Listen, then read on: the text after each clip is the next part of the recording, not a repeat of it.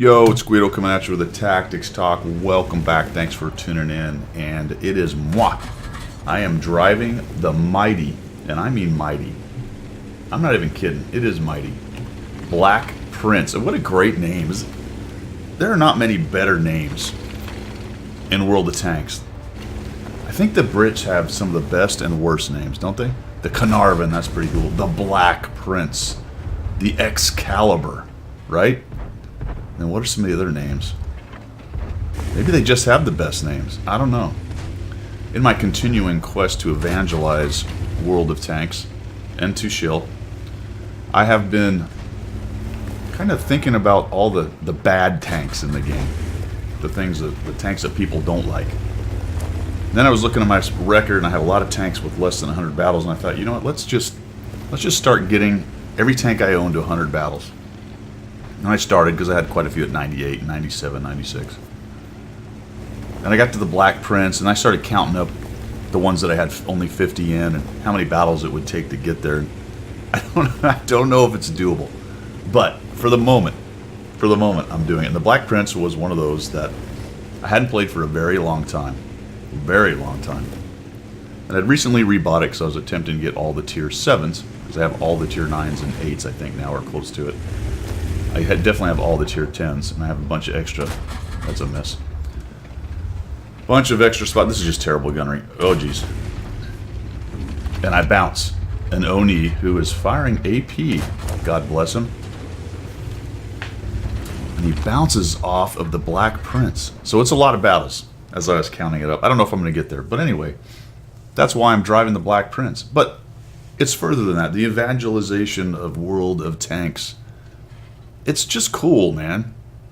It's all kinds of tanks. Weird tanks, cool tanks, ugly tanks, cool looking tanks. Did I say cool tanks? I think I did. Cool names like the Black Prince. Then weird names like the Sturv XYZ 7921-5. You know, that kind of thing. And they've all got their place in the game. And sometimes, most of the time, they've all got some kind of strength.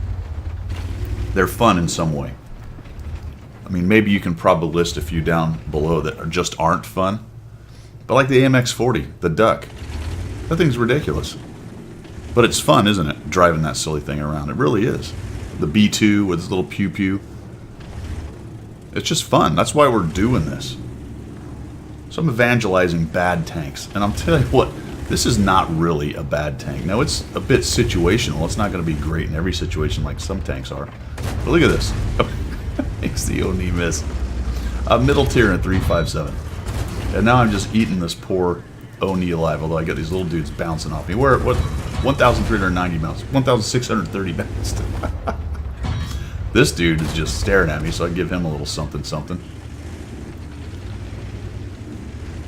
And we've got 4 tanks stacked up here. Now I got lots of help. I got a 45 TP, I got a tier 8. So it's just not me and my mighty Black Prince making it happen over here. Fires heat and bounces. You know what he probably did? He tried to go into that front sprocket. And this is a good example of what I'm talking about. This is a weird tank. It is. The Churchill series kind of tanks. But see how that front sprocket spits out really far? You can't. There's no damage there. There's no hitbox behind this. So if he's hitting me, he's tracking me, but he has no hope, and plus he's shooting heat, which is going to have a problem getting through the tracks. But he's not going to damage me hit point-wise. He'll track me all day long, but he's not going to damage me hit point-wise. That's a weird thing. It's an interesting thing. It makes the tank interesting, like so many in the game. You know, if you're a min-maxer and you just want to have the best tanks in the game, then you would avoid things like this tank. You really would, and I get that. Nothing wrong with that necessarily. That's how people want to play the game. But I think you're missing out on a lot of what the game's about. Just tanks.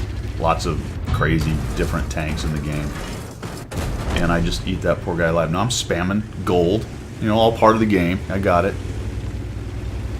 Well, that was kind of fun. I enjoyed that little scrum. Now, that was kind of a mindless face-punching scrum right there. I had the right tank for it, though. And I was facing the right tanks. Let's face it, I didn't have any of the big kids. The T-28 would not have bothered too much with my armor. Would have punched through it pretty well. Scorpion G wouldn't have been bothered too much by my supposed mighty armor. I got it. But given the right situation, the match, where you position, blah, blah, blah, blah, blah, It's fun. That was enjoyable. I really enjoyed that little fight.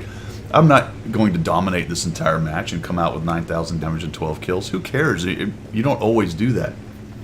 I'll tell you one thing I'm going to do, though. I'm going to be smart and go back, unlike the 4 guys who pushed through. I'm not really sure why they did that. But off they go. The JP2 is pushing the AT. It looks like we lost over on the ice road, on the Glacier. And I'm kind of curious. All right, is that Black Prince, Super, and T28 all going to drive up onto the cap? Good news is they're all very slow. The T26 has got a small speed buff, so it's not too slow. Good news is the IS-2 is down below. The STA-2 goes to look, and I'm hoping that at least one, maybe 2 of them turned around and went back to their cap because they were worried about our flank that won. But I am exercising Guido's rule number 1 of repositioning. If you have won your flank and the other flank is in trouble or lost, go back. Especially important on a map like this. There they are, they're on cap. On a map like this, there's no real good way to go back. It doesn't have a lot of flex. You got to just drive back the way you came because this map is so channelized with very specific channels. You got to drive the long way all the way back around. It's not like you're going to flex across and get a long view on the cap. The cap's hidden back behind these hills right here.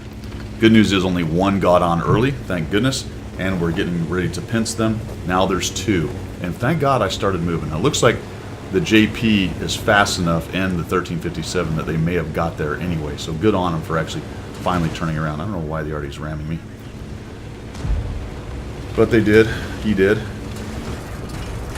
There we go. And we got this sorted. We'll take a shot and bounce out the IS-2. Down goes the IS-2. Start picking at the Super Persh. Try to get into his armor below his plate right there. Pretty accurate gun, like most of the British guns. Just kind of sneak up under his armor there and get shots where that spaced armor isn't. A little ramming damage, and down he goes. Doesn't look like I got any ramming damage out of it. Did I? I don't know. Don't think so. No, he died. And we end up winning this game. 2,000 damage, middle tier. 3,037 blocked, 137 assists. And I just enjoyed that game. I really did. That's what we're playing the game for.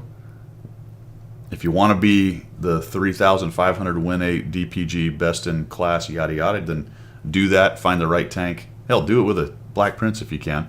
Most people don't. They want a more capable tank that can carry better, is more mobile, all those kind of things. But for me, I just enjoy some of the goofy tanks. And this one is actually not nearly as bad as people say. It really isn't. Now, its mobility is definitely a problem. I'm not going to sit here and tell you that it's going to flex and save games very easily with its mobility. It certainly isn't. It requires a little more thought. But in the right situation, it is kind of a beast.